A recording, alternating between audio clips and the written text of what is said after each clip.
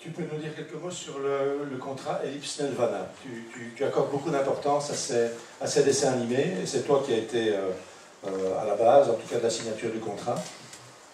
Pour moi, c'était un des éléments, des éléments les plus importants de l'après-Hergé, parce que quand Hergé n'est plus là, il est clair, en tout cas dans mon esprit, dans l'esprit de beaucoup de gens, il est clair que Tintin ne vivra pas de nouvelles aventures. Et ça, moi, je reste convaincu, effectivement. Et de toute façon, je n'ai même pas à être convaincu, Hergé l'a dit lui-même. Ça a été contesté, mais je veux dire, les négationnistes, il y en a partout. Mais Hergé a été très clair au sujet de son œuvre. On ne voulait pas que qui que ce soit continue son œuvre. Donc là, oui, je me suis battu parfois bien tristement, avec des tristes circonstances, des tristes conséquences, je veux dire. Mais je n'en démentrais jamais, donc voilà, c'était la priorité. Mais ce qui était hyper important, ce sont d'autres sujets, c'était comment faire vivre les studios en dehors d'Hergé. Il n'y aura plus d'albums, comment les faire vivre. La publicité, les produits dérivés, c'était pas notre tasse de thé, si je peux dire. Il y avait d'autres choses à faire, quoi? Et donc là, ça a été le grand travail qui a été entrepris dès la mort d'Hergé. Et Spielberg était un projet, parce que tout ce qui pouvait promouvoir la promotion des albums Tintin était pour nous déterminant. Il fallait absolument des événements qui fassent vendre les albums. Pas pour la question des royalties. Vous savez, les royalties, c'est une chose, bien sûr, tant mieux. On ne va pas cracher dessus, évidemment. Mais le plus important, et Hergé, ça a toujours été le plus important, c'est aussi ma dernière conversation avec lui, c'était faire connaître l'œuvre, faire connaître les albums, l'univers de Tintin, le partager au maximum. Et Nelvana est arrivé pile au bon moment, parce que le projet Spielberg, il était ralenti. On avait eu un premier projet qui était franchement pas bon. Heureusement, on était d'accord tant à Los Angeles que chez nous. Mais il ne se passait rien. Il ne se passait absolument rien. Enfin, peu de choses, on va dire. Et il fallait absolument que quelque chose, un événement fort, vienne relancer toute l'œuvre d'Hergé.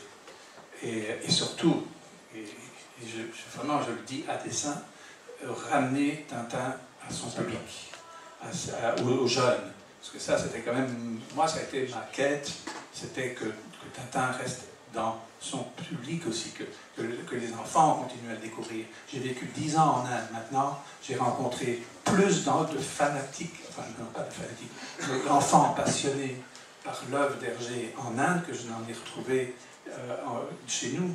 Je dis, bon, voilà, c'est l'évolution, c'est comme ça.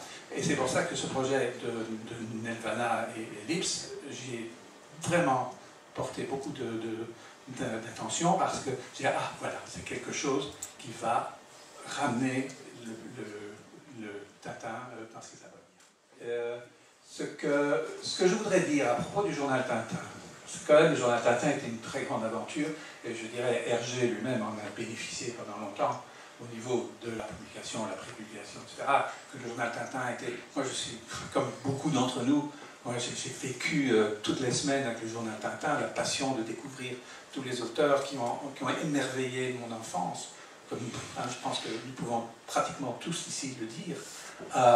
Donc c'était une fabuleuse aventure.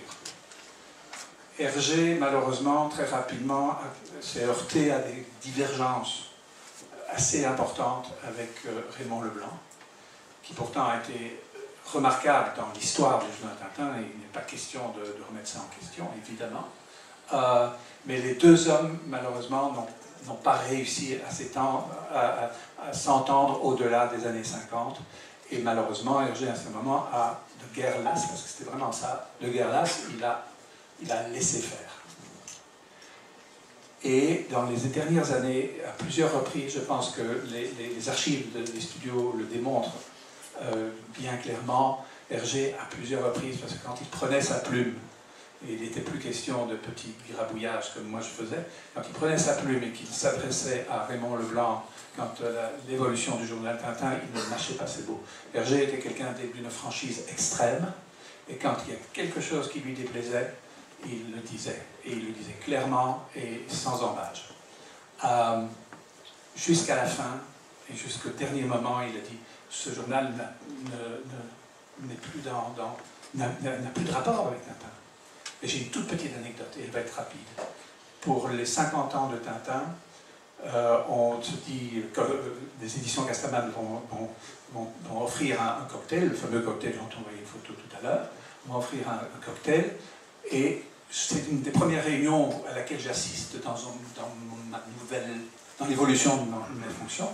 Et je suis là, moi j'écoute parce que je suis un novice, et je vois que on essaye d'aborder le sujet, mais que fait le Lombard? Et personne n'ose, apparemment. Raymond Leblanc avait une personnalité qui n'était pas facile à affronter. Je l'ai vécu d'ailleurs personnellement à un certain moment.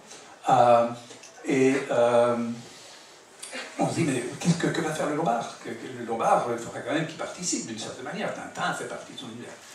Et je sens que personne, chez Casterman, Hergé lui-même, personne ne prend l'initiative de dire ben, on va contacter Lombard. Et moi, naïf, candide, innocent, je dis moi je veux bien. J'ignorais complètement qu'il pouvait y avoir comme problème. Et je vois que tout le monde me regarde avec il y en a un qui va le faire. Je téléphone. Donc à l'époque c'était le fils de Raymond Leblanc, Guy Leblanc, qui dirigeait le journal. Je lui téléphone. Et je lui dis ben voilà, il va y avoir un cocktail pour les 50 ans de Tintin. Nous avons une réunion avec l'éditeur, avec Hergé, et voilà, on m'a demandé de vous contacter pour voir dans quelle mesure vous interviendriez dans l'organisation du cocktail ou d'une manifestation liée aux 50 ans de Tintin. La réponse que je reçois, mais quasi textuellement, elle était tellement forte que je ne l'ai jamais oubliée. Il m'a dit, vous savez, moi je dirige un journal qui s'appelle Tintin, mais qui n'a rien à voir avec le personnage. Je suis resté mais complètement sans réaction. La seule réaction que j'ai eue, je dis, j'ai dû avoir du culot, je parlais de culot tout à l'heure, et que combien ça peut être déterminant par moment. La seule réaction que j'ai eue, parce qu'il dit, oui, on va faire un journal, on va faire un numéro spécial, voilà ce que nous faisons. C'est la seule réaction que j'ai eue, je dis, ben, je ne vois pas pourquoi on distribuerait au cocktail. La conversation s'est terminée de cette manière, je n'ai plus jamais revu Guy Leblanc par la suite. Mais, et donc on revient au sujet, après je ne vais pas trop m'étendre, donc à un certain moment, Hergé n'en peut plus, le journal vraiment, mais je crois que sa dernière lettre, elle est à Vernal, elle est à Jean-Luc Vernal, et elle est solide, je pense que tu peux en témoigner. Et on en reste là. Alors, mon rôle, de nouveau, le rôle, c'est pas ingrat parce que je ne me suis pas posé la question de nouveau. Mon rôle, après, c'est que Hergé n'étant plus là, il y avait des choses qu'on devait ne plus accepter. Et ça, j'ai dit à Fanny, Fanny, dans la situation actuelle, on ne sait pas où on va, il y a des choses qu'on ne peut absolument plus accepter. Et donc, le journal Tintin fait partie de ces choses-là. Les merchandising, la manière dont c'est géré, font partie de ces choses-là. Et je dis, je m'en occupe.